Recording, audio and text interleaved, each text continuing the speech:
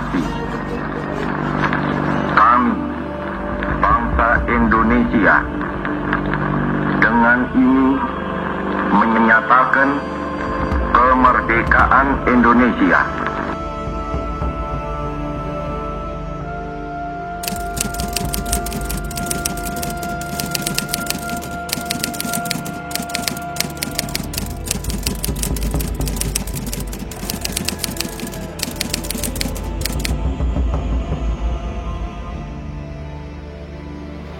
Hanafi Rais menjadi korban kecelakaan di Tol Cipali Purwakarta, Jawa Barat, Minggu dini hari, tepatnya di kilometer 112. Hanafi Rais berkendara dari arah Purwakarta menuju Jakarta. Kecelakaan beruntun ini melibatkan 3 kendaraan yang salah satunya ditumpangi oleh Hanafi Rais. Ini saya terpaksa menceritakan sampai yang pribadi pun itu diguncang. Jadi 2 tahun yang lalu Hanafi waktu itu ketua fraksi PAN di DPR, dia di Komisi 1 ya. Itu pulang dari Jogja jam 11 malam, dia telepon ke istrinya, dia nyebut bunda, istrinya bunda, tempatnya saya dikuntit 2 mobil sejak dari Semarang. Terus ya hati-hati mas, hati-hati.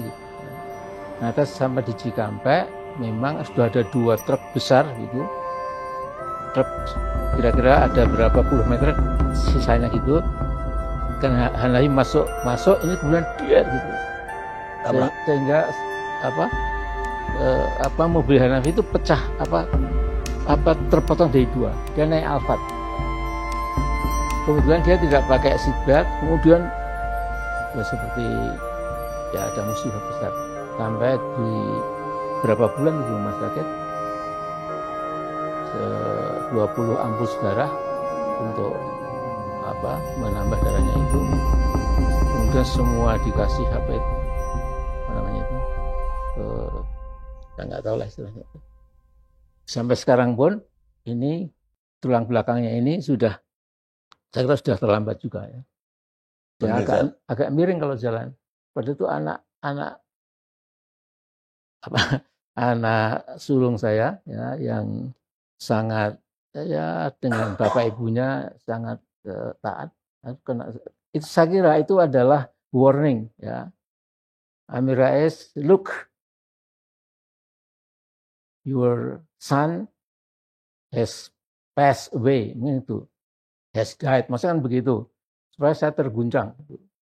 Nah kemudian alasan polisi tidak bisa melacak karena sepanjang 1 kilometer kebetulan CCTV-nya memang sedang diperbaiki. Rusak, jadi gelap. Ya sudah, wassalamualaikum, selesai Pak. Nah tapi setelah itu jam 3 malam mobil saya yang saya parkir di depan rumah itu ditembak. Mungkin itu di Google masih ada itu ya. Di Jakarta itu? Ya di Jogja. Jogja. Ya. Nah maksudnya mau menembak tangki mobil saya, tapi kira-kira meleset itu sehingga tidak meledak gitu, ya. Nah kemudian ya saya lapor ke Kapolda datang itu. Yang disalahkan supir saya, Pak Amin, supir Pak Amin keliru. Mestinya nggak dicuci pakai air gitu. Ya sekarang kita sudah nggak bisa melacak lagi. Gitu. Nah, kemudian the case is closed gitu, kira-kira begitu. Jadi mungkin loh Pak Karni, mungkin ya. Jadi mereka risih dengan saya karena saya misalnya pernah membuat 2 tahun lalu risalah kebangsaan. Ya. Judulnya itu Pak Jokowi mundur atau terus. Gitu. Nah kalau terus tolong dibenahi yang ini. Nah di situ antara lain saya mengatakan bahwa sekarang ini di era Pak Jokowi ini kan saya katakan di situ Republik Indonesia itu telah menjadi Republik MTC Indonesia, Republik Mafia Taipan Cukong Indonesia. Ya. Nah, jadi ini supaya terbelalak lah, ya. Tetapi artinya DPR terbelalak, maksudnya begitulah ya. Anak-anak bangsa supaya ingat loh bahwa kita ini di bawah tutelase dari oligark asing atau asing. Ya. Nah, tapi Pak Karni kan sudah mengetahui betapa kooptasi dari DPR, DPD dan MPR kan hampir sempurna, Pak. Ya. Jadi apapun yang diinginkan oleh eksekutif itu selalu diamini. Ada kata dissenting views itu cuma kecil-kecil lah. Ya, ada satu partai, dua partai, itu pun juga enteng. Gitu. Nah, ini yang saya lantas bisa menyimpulkan. Bahkan dulu saya di sini juga, kalau Pak Karni masih ingat, saya mengatakan sebenarnya demokrasi mungkin sudah dikubur ya ketika DPR sudah nggak bisa berkutik, DPD, MPR, lembaga-lembaga tinggi yang lain juga sudah seragam. Gitu. Nah, jadi saya bahkan kekhawatiran saya ini punya dasar menurut versi saya. Ya. Kalau misalnya gagasan 3 periode menjadi berjalan, ya, itu the game is over, Pak. Jadi sepenuhnya kita akan menjadi subordinat dari RRC, Pak. Jadi saya bukan ahli timur jauh, ya, tetapi saya melihat memang Xi Jinping ini lebih powerful dari Mao Zedong, Pak. Dia ini memegang 12 posisi sentral. Sekjen PKC, Presiden Rakyat Tiongkok, Presiden PLA, Kepala PLA, People Liberation Army, ya, kemudian Kepala Intelligence, kelima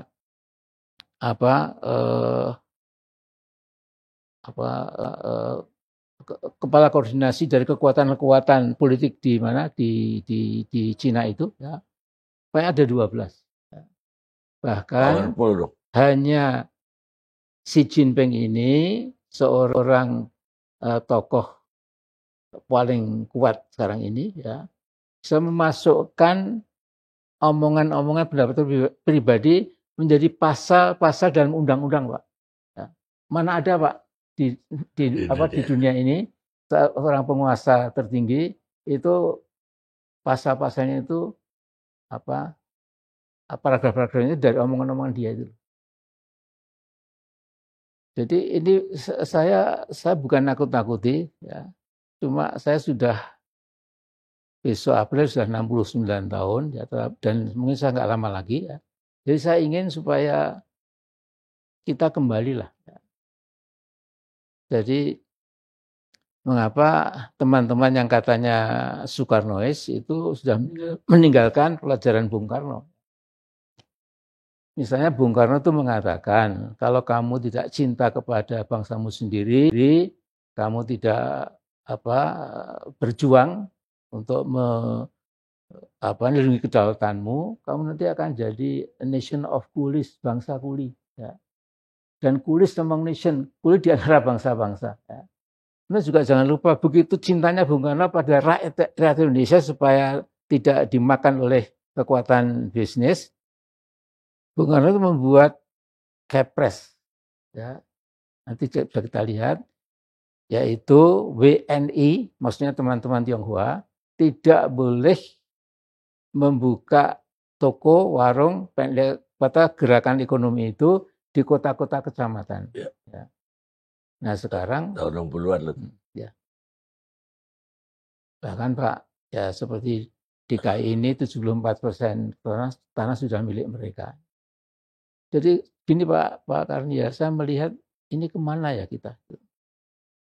IKN itu saya kira idenya, kalau saya mencurigai itu ide dari Beijing. Sekarang bayangkan kalau kita ibu kota sudah kita pindah, itu ratusan gedung-gedung tinggi ini yang bisa beli kan juga mereka lagi, Pak. Ya. Kemudian orang-orang Betawi, orang-orang Jawa, nanti berbauan ya. Jadi terus kita sendiri bagaimana? Jadi, nah kemudian begini Pak, sekaligus semua ini subscribernya kan hampir 1 juta ini, supaya diperiksa oleh banyak orang. Nah begini Pak, saya dapat undangan unduh mantunya Pak Jokowi. Ya. Saya memang kalau datang saya malu. Ya. Bagaimana nanti kesan orang-orang berpikir Amin Rais ikut-ikutan. Jadi bayangkan ngunduh mantu di Jogja sudah demikian mewah, tapi yang tidak kalah mewahnya di dunia, bukan di Indonesia. Itu ketika ratusan ribu berjalan dari Loji Gandrung menuju ke Taman Mangkunegaran itu, ya Istana Mangkunegaran itu, 20 kereta kencana dengan kuda-kudanya, dengan saesnya itu, dan pasukan genderang ala zaman dulu gitu. Apa seperti itu gitu Pak, ya, negeri ini gitu. Ketika puluhan ribu penduduk di Semeru pada lari karena wedus gembel, guncangan ada jembatan putus, ketika Cianjur seperti itu, ya, dan lain-lain. Ini enak saja gitu Pak. Jadi di mana nuraninya itulah ya. Kemudian juga yang lucu, hari Jumat 1 minggu, saya kira ini Jakarta kosong. Seluruh menteri, kalau Jumat saya nggak tahu, Sabtu minggu itu seluruh menteri, Wamenlu, Sekjen itu semua ke Solo. Sehingga dikatakan ada sekian belas jet pribadi yang mendarat di Adi Sumarmo, Bandara Solo itu, dan lain-lain. Jadi menurut saya itu antara yang kita lihat, ya, dan juga yang kita dengar, kita lihat, itu memang sangat jauh dengan slogan-slogan, ya, membela rakyat kecil, kemudian ya udahlah, Anda lebih tahu. Ya, kalau Pak Amin melihatnya seperti itu, memang nggak salah juga kalau Pak Amin dianggap sebagai enemy. Saya begini ya, Pak Ari yang saya hormati. Saya membaca tarikh sejarah, ya, sejarah para nabi, ya, di Quran maupun lewat sunnah. Jadi intinya itu Allah yang maha sempurna, maha kuasa itu ketika melihat ada seorang yang atau pemerintahan yang zalim, ya, yang zalim atau zalim, ya, itu tidak ada yang protes, ya, maka kezaliman itu akan berlangsung selama tidak ada yang protes. Jadi kezaliman Namrud atau Nimrod itu berhenti karena Ibrahim mengatakan tidak kepada kezaliman, tidak kepada kekuasaan.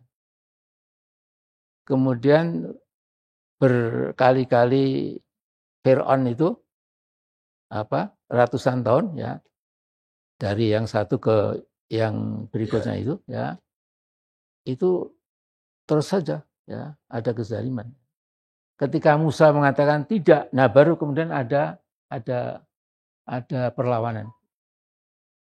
Bahkan ini saya dulu mengatakan ketika Pak Fatwa almarhum itu menjelang masuk penjara, saya mengatakan, Pak Fatwa, Anda dan petisi 50 itu akan punya andil besar untuk merubah negeri ini.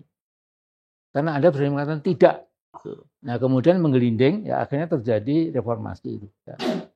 Ini pun ya sesungguhnya belum terlambat. Saya masih punya harapan. Ini Pak Jokowi masih 20 bulan. Ya. Jadi ini Desember sudah habis, 12 bulan tahun 2023, tambah 10 bulan, jadi ada 10 tambah 9 lah, 19 bulan. Ya. Masih ada waktu lah. Ada waktu. Ya. Apa yang harus diperbaiki dalam 19 bulan? Ya artinya pegang Undang-Undang Dasar, dilihat pasal-pasalnya, ya. Kemudian pasal 33 dicermati, pasal 29 dicermati, dan lain-lain. Ya. Nah kemudian dari situ akan terjadi kesadaran yang lebih lebih people oriented. Ya happy ending Pak, happy ending. Ya. Jadi begini loh Pak, ini saya dulu jadi ketua MPR 5 tahun. Itu sejak saya jadi hari pertama ketua MPR, itu 5 tahun menyaksikan 5 presiden bergantian. Ya. Ya. Jadi saya masuk, Pak Harto sedang turun. Diganti Pak Habibie nggak sampai 2 tahun, kemudian turun. Lantas Pilpres, Gus Dur, ya, 3 tahunan turun. Terus Bu Mega naik. Nah, Bu Mega naik itu saya masih jadi ketua MPR. Ketika saya turun, itu melihat Pak SBY dilantik. Kalau saya dilantik, saya ikut sebagai ketua MPR waktu itu, saya ikut menyaksikan pelantikan di gedung MPR. Jadi 5 presidents in 5 years. Jadi saya mengatakan jangan lagi ada people power, jangan lagi ada presiden turun di tengah jalan. Sudahlah 10 tahun ini, 5 tahun itu sudah menjadi patokan yang sangat ideal gitu. Dari 5 tahun presiden kok bagus, nanti terpilih lagi, kalau tidak diganti gitu. Jadi enak. Jadi dengan ada yang power hungry, power thirsty, power addicted, ya. Power apalagi lah, ya. Jadi kesurupan kekuasaan jangan. Ya. Jadi akhirnya Pak, biasanya mengingatkan. Baik Pak Amin. Terima kasih sekali. Terima kasih banyak. Terima kasih Pak Kani. Ya.